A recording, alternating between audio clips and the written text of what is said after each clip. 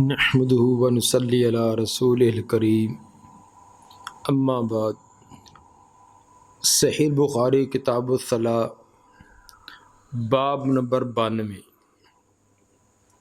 باب الصلاۃ الی الحرب۔ گزشتہ ابواب میں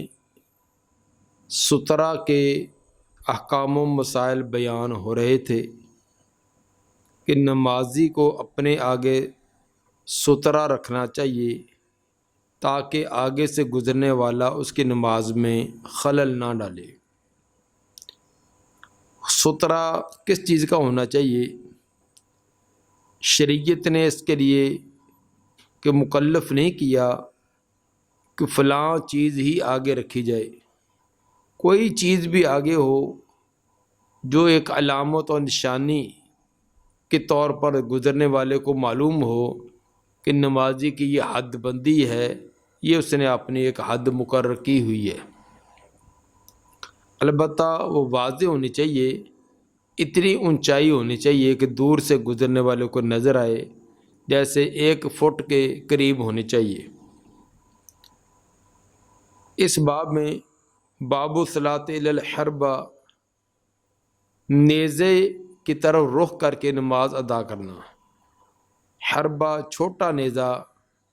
جو گھما کر چلایا جاتا ہے، تو چھوٹا نیزہ جس کے سرے پر لوہے کا نوکدار پھل لگا ہوتا ہے اس کو حربہ کہتے ہیں۔ مطلب یہ ہے کہ جو بھی انسان ہاتھ میں کوئی عصا، کوئی لاٹھی، کوئی نیزہ، کوئی برچھی، کوئی چیز ہاتھ میں ہے، تو جس کو آگے پیچھے بھی سفر میں انسان اپنے فوائد کے لیے رکھتا ہے، اسی کو آگے سترہ بنا سکتا ہے۔ سترے کے لیے کوئی اسپیشل خاص قسم کی کسی چیز کو بنانا، اس کو سنبھال کر رکھنا، ساتھ رکھنا، اس کی ضرورت نہیں ہے، کوئی چیز بھی سترہ بن سکتی ہے۔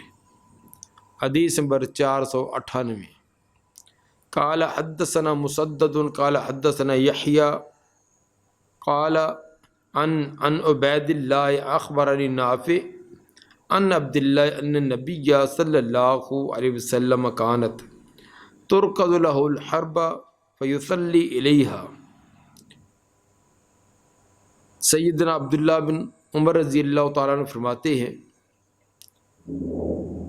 کہ نبی صلی اللہ علیہ وسلم کے لیے نیزہ گاڑا جاتا، آپ اس کی طرف رخ کر کے نماز ادا کرتے۔ صاف ظاہر ہے کہ وہ نیزہ قبلے کی سمت ہوتا تو یہ نیزے کی طرف رخ کرنے سے مراد یہ بطور سترہ آگے ہوتا، ورنہ رخ تو قبلے کی طرف کیا جاتا ہے، تو قبلے کی سمت آپ نے آگے اپنی حد بندی کے لیے نیزہ وغیرہ گاڑ لیا جاتا۔ باب نمبر 93 باب الصلاۃ الی العنزہ۔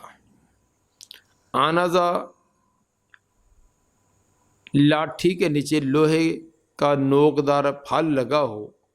جس کو برچھی بھی کہہ سکتے ہیں، تو عنزہ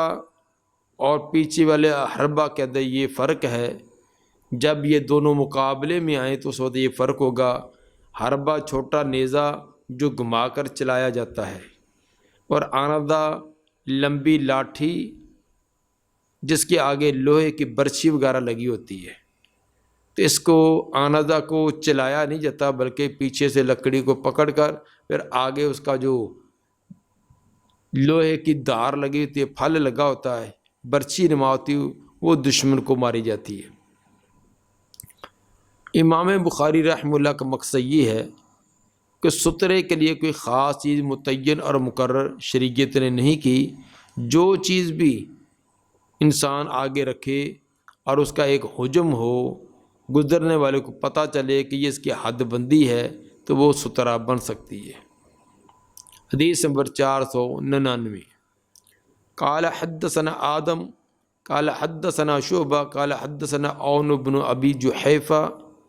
قال سمعت ابی قال خرج علینا رسول اللہ صلی اللہ علیہ وسلم بالحاجرہ۔ رسول مقبول صلی اللہ علیہ وسلم دوپہر کے وقت ہمارے ہاں تشریف لائے، فأُتِيَ بِوَضُوءٍ فَتَوَضَّأَ، آپ کو وضو کا پانی دیا گیا تو آپ نے وضو فرمایا، فَصَلَّى بِنَا الظُّهْرَ وَالْعَصْرَ،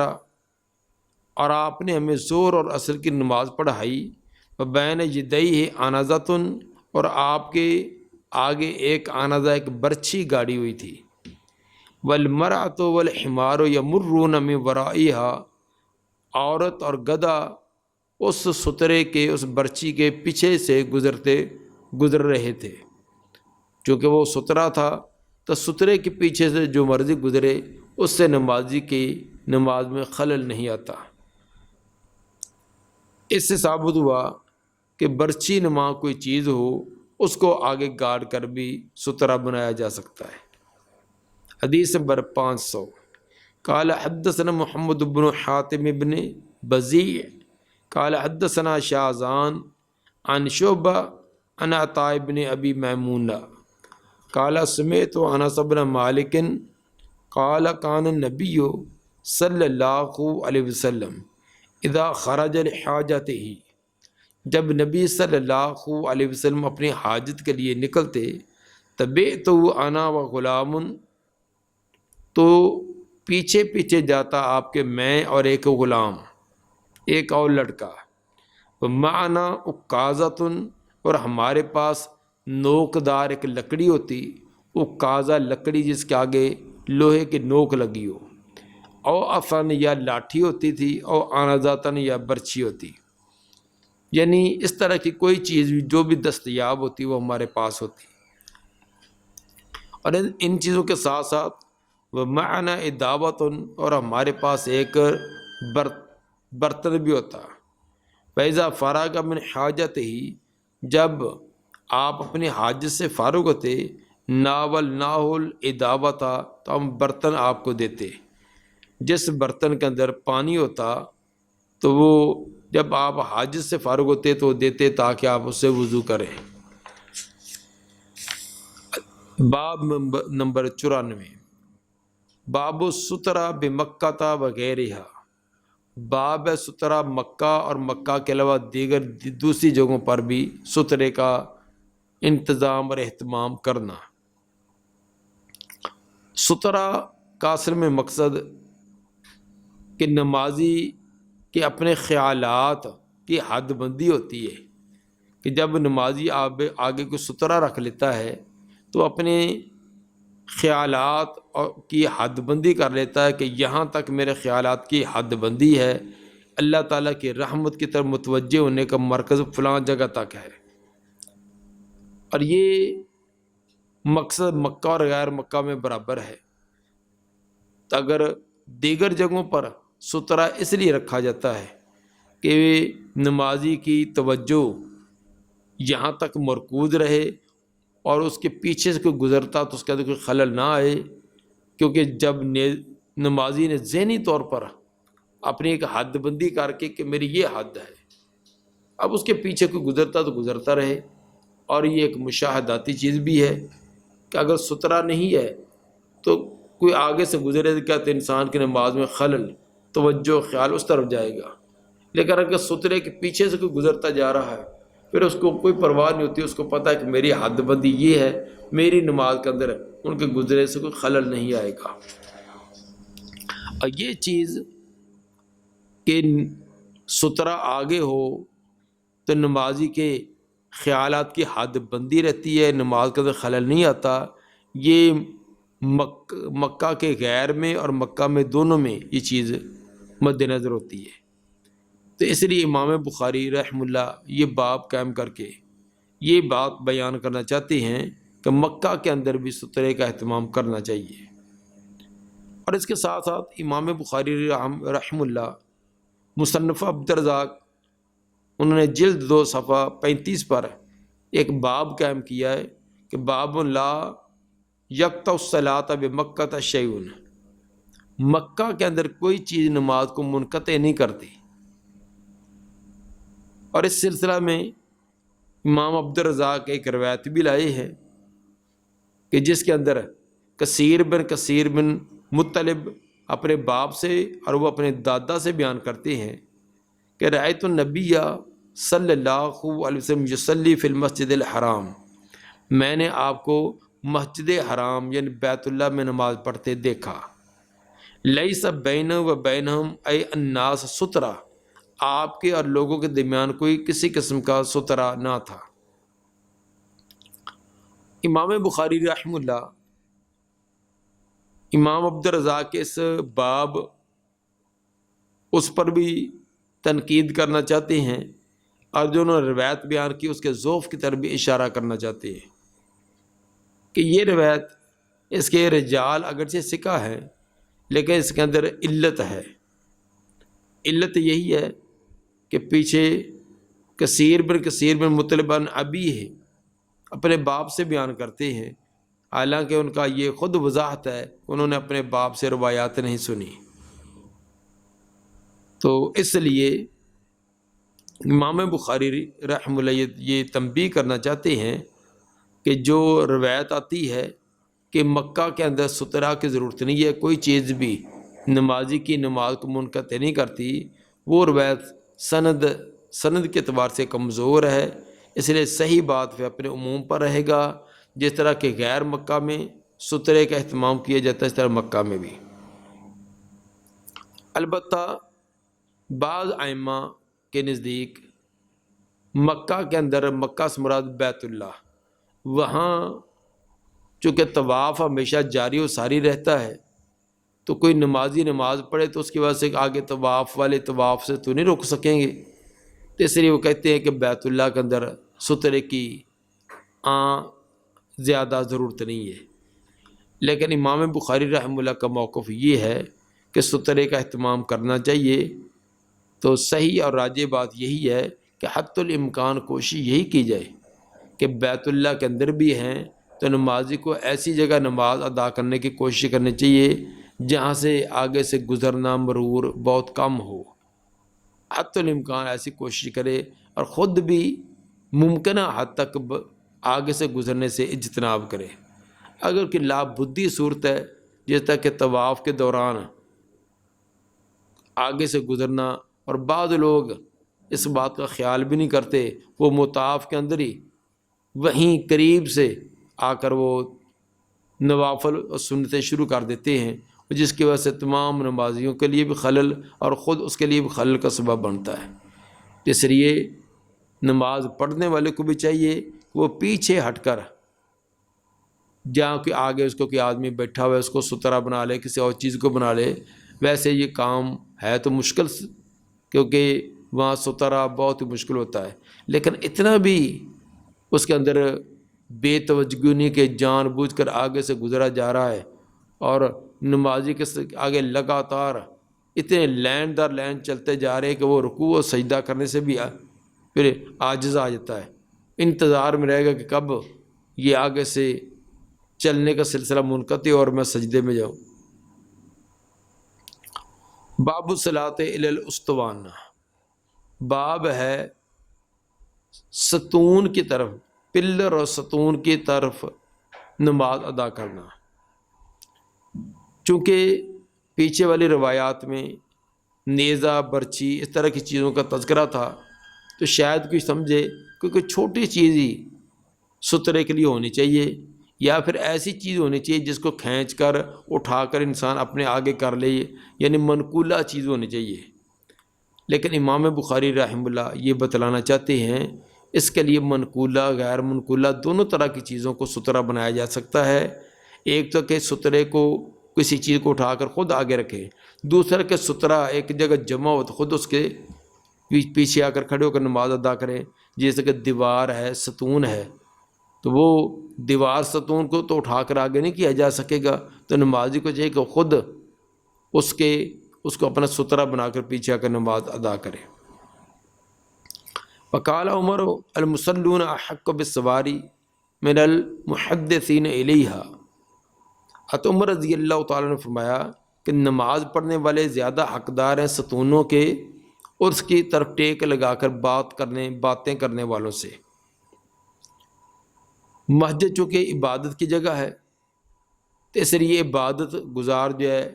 وہاں زیادہ حقدار ہیں کہ وہ مسجد کے اندر بیٹھیں اٹھیں، اور ان کو یہ مواقع بھی زیادہ حاصل ہونے چاہیے۔ تو مطلب یہ ہے کہ ایک آدمی وہ ہے جو ستون کے ساتھ ٹیک لگا کر باتیں کر رہا ہے، اگرچہ وہ باتیں دینی باتیں کیوں نہ ہوں، تو وہ کسی اور جگہ بھی ٹیک لگا سکتا ہے یا بغیر ٹیک کے بیٹھ سکتا ہے، لیکن نمازی کے لیے سترہ بنانا ہے تو اس کو چاہیے کہ ستون وغیرہ نمازی کے لیے چھوڑ دے، کیونکہ اس کی ایک ضرورت ہے۔ تو باتیں کرنے والے کے لیے تو کوئی لازمی نہیں ہے کہ آگے کچھ سترہ بنائے یا کسی چیز کو ٹیک لگا کر بیٹھے۔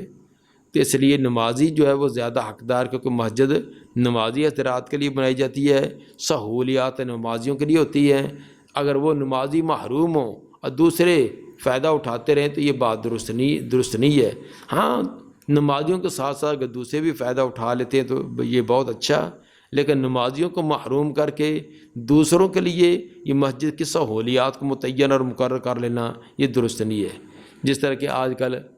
مساجد کے اندر پنکھے ہوتے ہیں، اے سی ہوتے ہیں،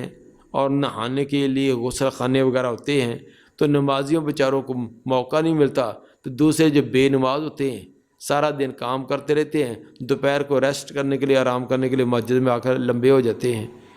نہ انہوں نے وضو کیا ہوتا ہے نہ انہوں نے نماز، صرف مسجد کا پنکھا چل رہا ہے، اے سی کر رہا ہے، صرف اس لیے وہ آ جاتے ہیں۔ تو یہ طریقہ نہیں ہے،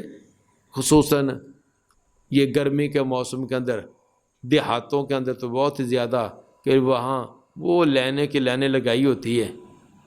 تو نمازی جو وہ نماز پڑھنے سے تنگ ہوتے ہیں۔ تو یہ طریقہ نہیں ہونا چاہیے۔ نمازی زیادہ حقدار ہیں، پنکھے سے فائدہ وہ اٹھائیں، کولر کے آگے وہ کھڑا ہو، اے سی کا فائدہ زیادہ اس کو ہو، لائٹ وغیرہ دیگر جو بھی مساجد کے اندر سہولیات دی جاتی ہیں وہ نمازی زیادہ حقدار ہیں۔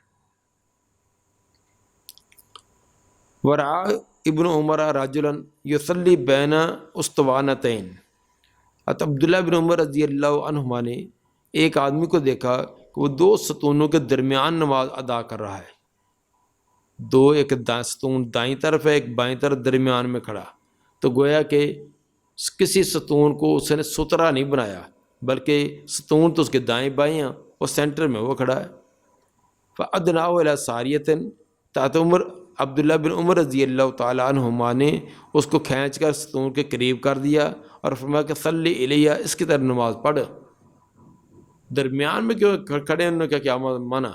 تو سترے کے پیچھے کھڑا ہونا چاہیے تاکہ وہ لوگوں سے سترا بن جائے، تو کھینچ کر ان کو آگے کر دیا اور فرمایا کہ یہاں نماز ادا کرو، یہ ہے تیری نماز ادا کرنے کا محل اور موقع۔ اس سے ثابت ہوا کہ سترا کتنا اہم چیز ہے۔ عبداللہ بن عمر رضی اللہ تعالیٰ عنہما نے آدمی کو نماز کے دوران ہی تھوڑا سا کھینچ کر سترے کے آگے کر دیا۔ اس سے یہ بھی ثابت ہوا اگر کوئی نمازی نماز کے درمیان کوئی غلطی کر رہا ہے تو نماز کے دوران بھی اس کی اصلاح کی جا سکتی ہے۔ حدیث نمبر 502، قال حدثنا المکی، مکی بن ابراہیم مراد ہیں، اور یہ اپنے مکی کوئی کنیت یا نسبت نہیں ہے، یہ علم ہے، نام ہی ہے۔ یہ روایت ثلاثیات، امام بخاری کے ثلاثیات میں سے یہ تیسری ہے، یعنی وہ روایت جو صرف 3 واسطوں سے امام بخاری سے لے کر آگے درمیان میں 3 واسطوں سے نبی تک وہ بات پہنچ جاتی ہے، اس کو ثلاثیات کہتے ہیں۔ قال حدثني یزید بن ابی عبید ان قال كنت آتی مع سلمۃ بن الاکوع، یزید بن ابی عبید فرماتے ہیں میں آیا کرتا تھا سلمہ بن اکوع کے ساتھ، فیصلی عند الاسطوانہ، تو وہ استوانہ، اس استوانے، اس ستون کے پاس نماز پڑھتے، التی عند المصحف، جو کہ مصحف کے پاس ہے، جہاں مصحف رکھا جاتا ہے، قرآن جو تحریری شکل میں تھا موجود تھا، تو جس ستون کے پاس وہ رکھا جاتا ہے اور وہ نام ہی استوانۃ المصحف کے نام سے ہو گیا تھا، اس کے پاس نماز پڑھنے کی کوشش کرتے۔ فقلت یا ابا مسلم، میں نے کہا اے ابو مسلم، اراک تتحری الصلاۃ عند ھذا الاسطوانہ، میں آپ کو دیکھتا ہوں کہ آپ تلاش کرتے ہیں نماز کو اس ستون کے پاس، آپ بڑی کوشش کے ساتھ، بڑی توجہ کے ساتھ اس ستون کے پاس آ کر نماز پڑھنے کی کوشش کرتے ہیں۔ اگر کوئی پڑھ رہا ہو تو کھڑے انتظار کرتے رہتے، جب تو جگہ خالی نہیں ہوتی تو آپ نوافل نہیں پڑھتے۔ اس کی کیا وجہ ہے؟ اراک تتحرى الصلاۃ عند هذا الاسطوانہ، میں دیکھتا ہوں کہ آپ تلاش کرتے ہیں نماز کو اسی ستون کے پاس۔ قال فإني رأيت النبي صلی اللہ علیہ وسلم يتحرى الصلاۃ عندها، وہ فرمانے لگے کہ جی میں نے نبی صلی اللہ علیہ وسلم کو دیکھا ہے کہ آپ بھی اس کو تلاش کرتے تھے اور موقع بنا کر اس کے پاس، اسی ستون کے پاس نماز ادا کیا کرتے تھے۔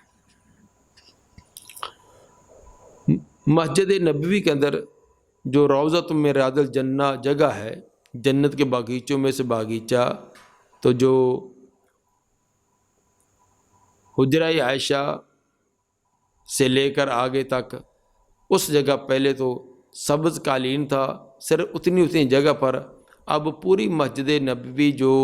نبوی دور میں تھی، نبوی دور میں جتنی مسجد نبوی تھے ان تمام کو سبز کر دیا گیا ہے۔ بہرحال روضۃ من ریاض الجنہ جو جگہ ہے وہاں کچھ ستون ہیں، تو نبی صلی اللہ علیہ وسلم کے دور میں بھی وہ ستون تھے اور بعد کے اندر بھی، تو ان کے مختلف نام ہیں۔ مثلا ایک ان کے اندر استوانہ علم مصلی نبوی، نبی صلی اللہ علیہ وسلم کے جائے نماز پر جو علم اور نشانی کے طور پر ہے یہ استوانہ۔ دوسرا استوانہ عائشہ، تیسرا استوانہ توبہ، چوتھا استوانہ علی، اور پانچواں استوانہ سریر، اور چھٹا استوانہ وفود۔ یہ 6 ستون روضۃ من ریاض الجنہ کے اندر ہیں۔ جو سلمہ بن اکوع رضی اللہ تعالیٰ عنہ کوشش کرتے تھے یہ ستون کے پیچھے، وہ اسی کے نام کے ساتھ، یعنی استوانہ مصحف یا استوانہ انصار، ان اس نام سے یہ نام مہاجرین، استوانہ مہاجرین، اصل کے اندر ایک یہ مہاجرین اس ستون کے پاس اکثر اکٹھے ہوا کرتے تھے، اس لیے اس کا نام استوانہ مہاجرین تھا۔ تو بعد کے اندر جب حضرت عثمان رضی اللہ تعالیٰ عنہ کے دور میں مصحف کو تحریری شکل میں لے کر محفوظ کیا گیا اور باقی قراتوں کو ختم کر کے قریشی قرات پر رکھا گیا، تو اس کا ایک مصحف جو ہے یہ اس ستون کے پاس ایک صندوق تھا، اس کے اندر بند کر کے اس کے پاس رکھا ہوا تھا، تاکہ اگر کسی کو کسی لفظ کا شک تردد ہو تو یہاں آ کر تصدیق کر لے۔ اسی وجہ سے اس کا نام استوانہ مصحف رکھا گیا، یعنی وہ ستون جس کے پاس مصحف رکھا جاتا تھا۔ بہرحال امام بخاری رحمہ اللہ کا اس سے استدلال یہ ہے کہ ستون، پلر، اسی طرح کی اور گاڑی ہوئی چیز جو مستقل ایک جگہ ہے، ان تمام چیزوں کو سترہ بنایا جا سکتا ہے۔ حدیث نمبر 503، حدثنا قبیصہ قال حدثنا سفیان عن عمرو بن العامر عن عمرو بن عامر عن انس قال لقد رأيت كبار صحاب النبی صلی اللہ علیہ وسلم یبتدرون السواری عند المغرب۔ انس رضی اللہ تعالیٰ فرماتے ہیں میں نے نبی صلی اللہ علیہ وسلم کے کبار صحابہ، بڑے بڑے صحابہ ان کو دیکھا، یبتدرون السواری عند المغرب، وہ جلدی کرتے تھے ستونوں کی طرف مغرب کے وقت۔ جب مغرب کی اذان ہوتی تو جلدی جلدی ستون تلاش کر کے وہ 2 رکعتیں ادا کرنے کی کوشش کرتے، چونکہ مغرب کی نماز اور اس کی اقامت اور جماعت کھڑے ان کے دوران 2 سنتیں ہیں، مسنون ہیں، نبی صلی اللہ علیہ وسلم نے خود بھی ادا کی اور حکم بھی دیا، اگرچہ تیسری بار حکم یہ کہا تھا لمن شاء صلو قبل المغرب صلو قبل المغرب صلو قبل المغرب، 3 مرتبہ نے فرمایا کہ مغرب کی نماز سے پہلے نماز ادا کرو، تیسری مرتبہ کہا کہ لمن شاء جو چاہے وہ ادا کر لے۔ بہرحال اس سے ثابت ہوا کہ مغرب کی نماز سے فرضوں سے پہلے 2 رکعتیں ثابت ہیں، اور یہاں صحابہ کرام کبار صحابہ کرام کے عمل کو یہاں بتلایا جا رہا ہے۔ وزاد شعبہ عن عمر عن انس حتی یخرج النبی صلی اللہ علیہ وسلم، ایک دوسری سند جو ہے انس رضی اللہ تعالیٰ عنہ سے آئی ہے، اس کے اندر یہ الفاظ میں کہ حتی یخرج النبی صلی اللہ علیہ وسلم، صحابہ کرام ستونوں کو تلاش کر کے نماز ادا کرتے یہاں تک کہ نبی صلی اللہ علیہ وسلم گھر سے نکل کر نماز پڑھانے کے لیے تشریف لے آتے۔ دعا ہے کہ اللہ تعالیٰ نبی صلی اللہ علیہ وسلم کی تعلیمات پر عمل کرنے کی توفیق عطا فرمائے۔ سبحان ربک رب العزت عما یصفون وسلام علی المرسلین والحمد للہ رب العالمین۔